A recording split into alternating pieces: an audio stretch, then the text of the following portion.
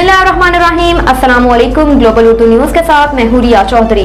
Bulletin में शामिल करते हैं आज की अहम खबरें। वज़ीर खजाना कहते हैं मुआशी मामलात मुश्किल लेकिन कंट्रोल में हैं, मुल्क डिफॉल्ट नहीं करेगा। पाकिस्तान स्टॉक एक्सचेंज की तकरीब से खिताब करते हुए इसहाक डार का कहना था पीटीआई हुकूमत ने SEC पर तवज्जो नहीं दी। सस्ती सियासत के लिए पाकिस्तान को नुकसान पहुंचाया जा रहा है और मुल्क के डिफॉल्ट की बातें की जा रही हैं। लोगों को खौफ में मुब्तला कर दिया, कोई डॉलर तो कोई सोना खरीद रहा है। सियासी मकासद के लिए ऐसी बातें करना दुरुस्त नहीं। उन्होंने मजीद कहा कि संगीन मसाइल हैं लेकिन हमें उसका हल निकालना है। हमें किसी को इंतकाम का निशाना नहीं बनाना, मुल्क की मौशत को ठीक करना है। साबित कर सकता हूँ कि पाकिस्तान डिफॉल्ट नहीं करेगा और हम मदद के लिए पेरिस क्लब नहीं जाएंगे। आने वाले चंद माह में पाकिस्तान की पोजीशन वाज़िया हो जाएगी। मैं पाकिस्तान के इश्यूज को हल कर रहा हूँ, ये माजी का पाकिस्तान नहीं। मुल्क क्यों डिफॉल्ट करेगा? उनका कहना था कि 2013 में भी कहा जा रहा था कि पाकिस्तान 6 माह में डिफॉल्ट कर जाएगा। डिक्टेटर IMF का प्रोग्राम पूरा नहीं कर सके, नून लीग ने IMF का प्रोग्राम पूरा किया था। इसहाक डार का कहना था कि मौशत पर तजर्बे हुए, उसका जवाबदा मैं नहीं हूँ। डॉलर की हमसाया मुल्क को स्मगलिंग एक बड़ा मसला है। हमें डॉलर, गंदम और खाद की स्मगलिंग को रोकना है। अगले 6 से 7 साल में पाकिस्तान को 35 अरब डॉलर की जरूरत होगी।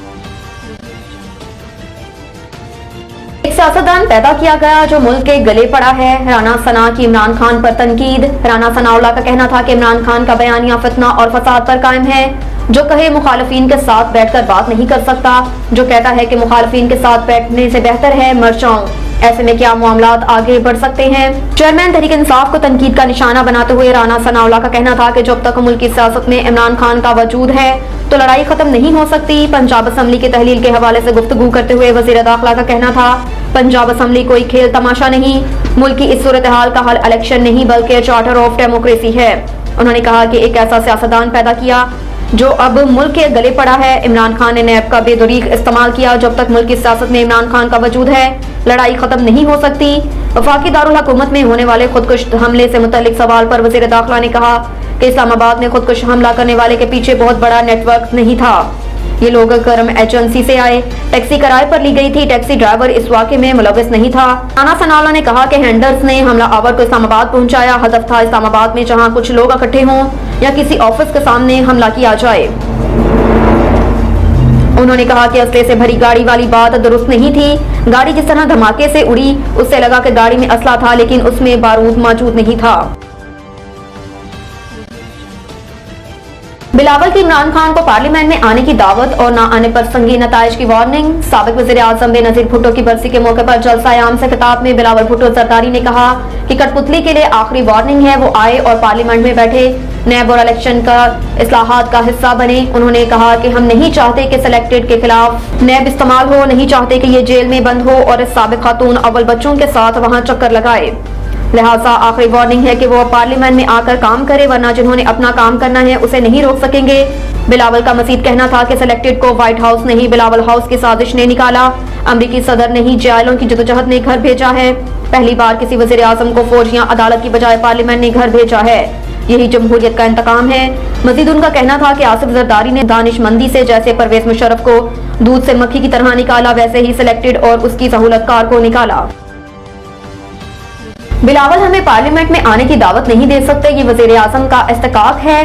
पाकिस्तान तहरीक इंसाफ के रहनुमा शाह महमूद कुरैशी ने कहा कि हम पार्लियामेंट में अपना किरदार अदा करने के लिए तैयार हैं लेकिन हुकूमत संजीदा नहीं है और इंतखाबात की तारीख नहीं दे रही। अपने एक बयान में उन्होंने कहा कि एस्टेब्लिशमेंट गैर सियासी है, हम कैसे उनसे रब्ता कर सकते हैं। खिताब पर रद्द-ए-अमल देते हुए शाह महमूद कुरैशी का कहना था कि बिलावल हमें पार्लियामेंट में आने की दावत नहीं दे सकते, ये वज़ीर आज़म का इस्तेकाक है। ख्याल रहे कि वज़ीर खारजा बिलावल भुट्टो जरदारी ने इमरान खान को तनकीद का निशाना बनाते हुए कहा था कि कठपुतली को आखिरी वार्निंग है, वो पार्लियामेंट में आकर बैठे, नैब और इलेक्शन इस्लाहात का हिस्सा बने।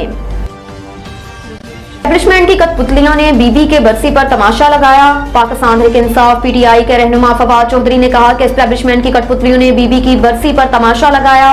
उन्होंने कहा कि इक़्तिदार के हसूल के लिए जरदारी और उनके फर्जंद दस्तूर और जमहूरियत पर शर्मनाक हमले के सहूलतकार बने जिसके बाद दहशतगर्दी फिर से सर उठा रही है। उन्होंने मजीद कहा कि जरदारी और उनके फर्जंद की सहूलतकारी से सूबों को उनके वसाइल से महरूम किया जा रहा है। इजहार राय की आज़ादियाँ मसलूब की जा रही हैं। उनका मजीद कहना था कि सिंध के अवाम सैलाब के शिकार थे। जरदारी के हवारी सिंध का पैसा जमीरों की मंडियों में झोंकते रहे। PTI रहनुमा फवाद चौधरी ने कहा कि इंतखाब से फरार में जिंदगी तलाश करने वालों को अवाम के सामने खड़ा करेंगे। सरहद पर बाढ़ टूट रही थी, इस वक्त हमारी फोर्स को पॉलिटिकल इंजीनियरिंग में लगाया हुआ था। चेयरमैन पीटीआई इमरान खान का कहना था कि जब अफगान सरहद पर बाढ़ टूट रही थी, इस वक्त हमारी फोर्स को पॉलिटिकल इंजीनियरिंग में लगाया हुआ था। चेयरमैन पीटीआई इमरान खान का कहना था कि जब अफगान सरहद पर लगी बाढ़ उखाड़ी जा रही थी तो क्या इस वक्त उनका काम सियासी इंजीनियरिंग करना था।